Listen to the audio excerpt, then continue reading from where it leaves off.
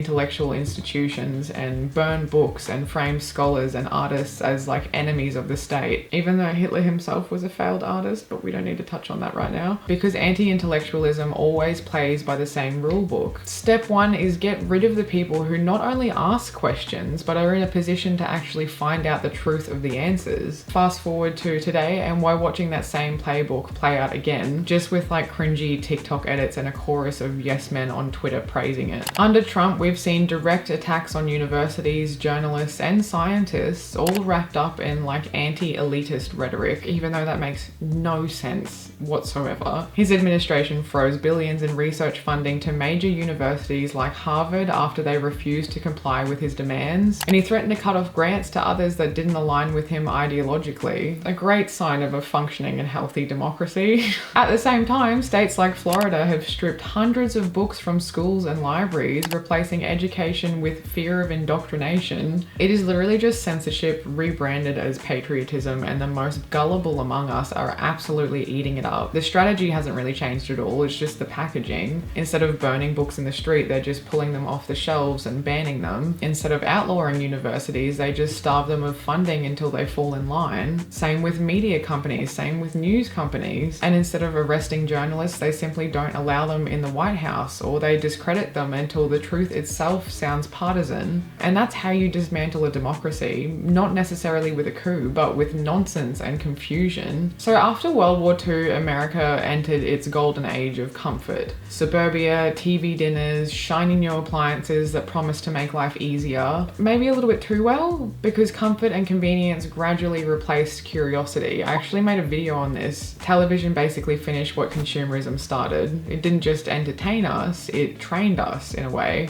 Instead of reading, people tuned in, and instead of like reflecting and spending time in silence, they were constantly entertained. Media in general shifted from kind of like asking questions to selling certainty and selling the answers. And when you're constantly being spoon-fed conclusions, you stop developing the muscle to find your own. Then education joined the assembly line. Schools kind of became factories for obedience instead of imagination, which might explain why we all learn trigonometry but not like